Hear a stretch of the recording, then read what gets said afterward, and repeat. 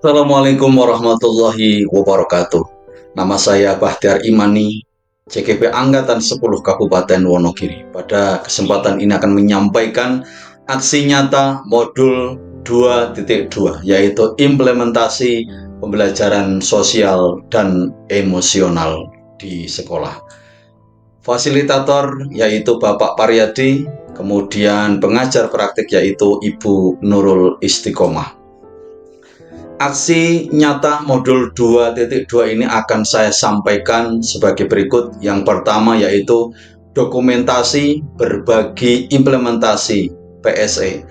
Antara lain yang pertama penyampaian implementasi PSE kepada rekan-rekan sejawat di SD Negeri 2 Girimarto. Kemudian dalam dokumentasi tersebut juga ada tanya jawab diskusi. Kemudian ada yang terakhir yaitu respon atau testimoni rekan sejawat terkait penyampaian implementasi PSE. Kemudian yang kedua adalah refleksi.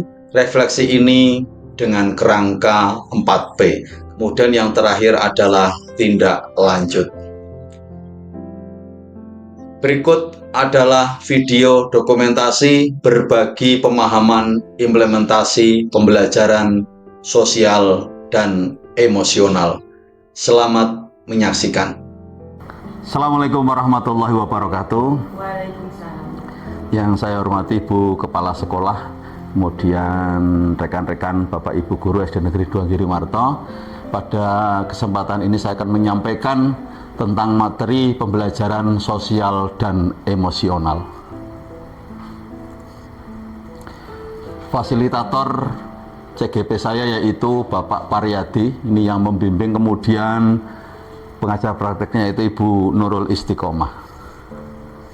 Pengertian pembelajaran sosial dan emosional atau PSE, pembelajaran sosial dan emosional adalah pembelajaran yang dilakukan secara kolaboratif oleh seluruh komunitas sekolah. Proses kolaborasi ini memungkinkan anak dan pendidik dan tenaga kependidikan di sekolah memperoleh dan menerapkan pengetahuan, keterampilan, dan sikap positif mengenai aspek sosial dan emosional.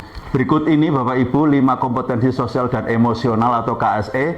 Yang pertama kesadaran diri, yaitu kemampuan untuk memahami perasaan emosi. Kemudian yang kedua adalah manajemen diri, yaitu kemampuan untuk mengelola emosi, pikiran, dan perilaku diri secara efektif dalam berbagai situasi dan untuk mencapai tujuan dan aspirasi. Kemudian tentang kesadaran sosial yang ketiga yaitu kemampuan untuk memahami sudut pandang dan dapat berempati dengan orang lain termasuk mereka yang berasal dari latar belakang budaya dan konteks yang berbeda. Yang keempat, keterampilan berelasi yaitu kemampuan untuk membangun dan mempertahankan hubungan yang sehat dan suportif. Kemudian yang kelima, pengambilan keputusan yang bertanggung jawab yaitu kemampuan untuk mengambil pilihan-pilihan membangun yang berdasar atas kepedulian, kapasitas, dan mempertimbangkan standar-standar etis dan rasa aman dan untuk mengevaluasi manfaat dan konsekuensi dari bermacam-macam tindakan untuk kesejahteraan psikologis atau well-being. Berikut ini contoh implementasi dalam pembelajaran. Ketika kita KSE yang dikembangkan adalah kesadaran diri, bentuk implementasinya yaitu pada penciptaan iklim kelas dan budaya sekolah. Lalu bagaimana yang kita lakukan, guru lakukan? Ya, yang kita lakukan menempelkan stiker emosi perasaan setiap hari di papan. Jadi siswa ini perasaannya bagaimana? Senang, sedih, marah, gitu. Kemudian kegiatan ini bertujuan membuat murid menyadari sendiri perasaan yang sedang mereka rasakan. Nah, pertanyaan guru kepada anak, bagaimana perasaanmu hari ini? Adakah hal yang menyenangkan yang kamu rasakan saat di sekolah? Apakah kamu menemukan hal yang tidak menyenangkan? Nah, ini pertanyaannya. Waktunya sekitar 10 menit dilakukan. Perlengkapan yang dibutuhkan yaitu papan. Kita buat papan perasaanku hari ini, kemudian ada stiker-stiker yang ditempelkan. Begitu. Terima kasih waktu yang diberikan. Kenapa yang saya tanyakan, kenapa roda emosi diberikan pada akhir pembelajaran? Terima kasih. Ya, terima kasih, bagus sekali pertanyaannya Bu Tati. Kenapa roda emosi diletakkan di akhir pembelajaran? Karena papan perasaan ini bertujuan untuk refleksi pembelajaran, yaitu bagaimana siswa mengikuti pembelajaran di sekolah pada saat itu. Jadi apakah anak itu senang, apakah anak itu sedih, setelah pembelajaran nanti bisa kita ketahui. Harapannya ketika tahu perasaannya, kita bisa mempunyai tindak lanjut. Oh, siswa menjawab sedih, maka kita tindak lanjuti. Kenapa dia sedih? Apa sebabnya? Hal-hal apa yang menyebabkan dia sedih? Begitu. Terima kasih. Kesimpulan pada penyampaian hari ini adalah yang pertama, KSE bisa kita terapkan di dalam pembelajaran, nanti berintegrasi dengan pembelajaran berdiferensiasi. Kemudian yang kedua, perlunya kolaborasi antar guru dalam arti bahwa memandang kelas sebagai proyek bersama, menciptakan well-being, bagaimana pembelajaran bisa menyenangkan dan gembira menjadi tujuan bersama. Terima kasih Bu Kepala Sekolah serta Bapak Ibu Guru semuanya. Kurang lebihnya mohon maaf. Assalamualaikum warahmatullahi wabarakatuh. Assalamualaikum warahmatullahi wabarakatuh. Materi yang disampaikan oleh Bapak Bahtiar Imani sangatlah bagus sekali tentang pembelajaran sosial emosional di kelas dan sekolah. Selama ini saya mengira pembelajaran hanya tentang penyampaian materi pembelajaran, tapi ternyata pembelajaran juga harus mengelola sosial emosional di kelas. Semoga saya bisa menerapkannya di kelas saya.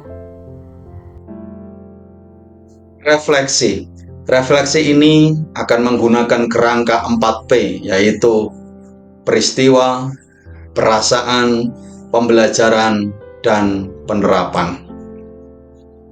Yang pertama, peristiwa atau event. Saya telah membagikan pemahaman saya tentang pembelajaran sosial dan emosional atau PSE kepada rekan sejawat di lingkungan sekolah. Saya memaparkan materi terkait definisi PSE, kemudian 5 komponen KSE, kemudian manfaat PSE bagi murid, dan strategi implementasi PSE di kelas. Berikut ini adalah cuplikan PPT yang saya gunakan dalam berbagi pemahaman implementasi PSE.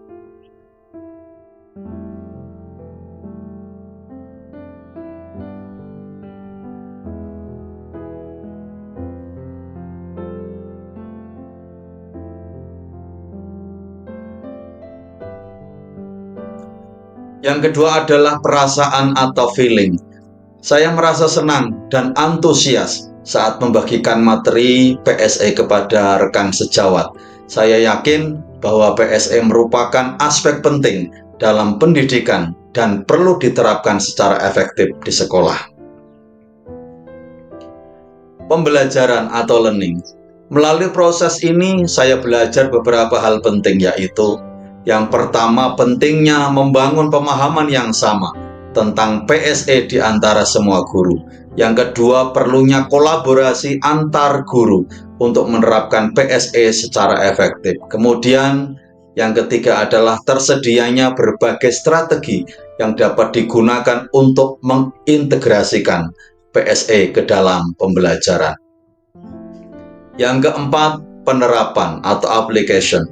Berdasarkan pembelajaran yang saya dapatkan, saya akan melakukan beberapa hal berikut untuk meningkatkan implementasi PSE di sekolah. Mengikuti pelatihan tentang PSE untuk meningkatkan pengetahuan dan keterampilan saya. Kemudian berkolaborasi dengan rekan guru untuk mengembangkan strategi implementasi PSE yang sesuai dengan kebutuhan sekolah. Kemudian mengintegrasikan PSE ke dalam perencanaan dan pelaksanaan pembelajaran, yaitu PSE nantinya diterapkan di dalam RPP, diintegrasikan salah satunya dengan pembelajaran berdiferensiasi. Selanjutnya adalah memberikan contoh yang baik kepada murid dengan menerapkan KSE dalam kehidupan sehari-hari.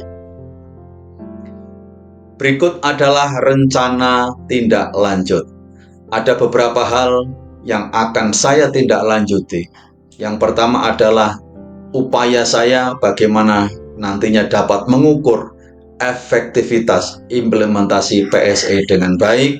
Kemudian yang kedua adalah upaya melibatkan orang tua dalam proses implementasi PSE. Demikian aksi nyata modul 2.2 yang saya sampaikan. Kurang lebihnya mohon maaf yang sebesar-besarnya. Wassalamualaikum warahmatullahi wabarakatuh.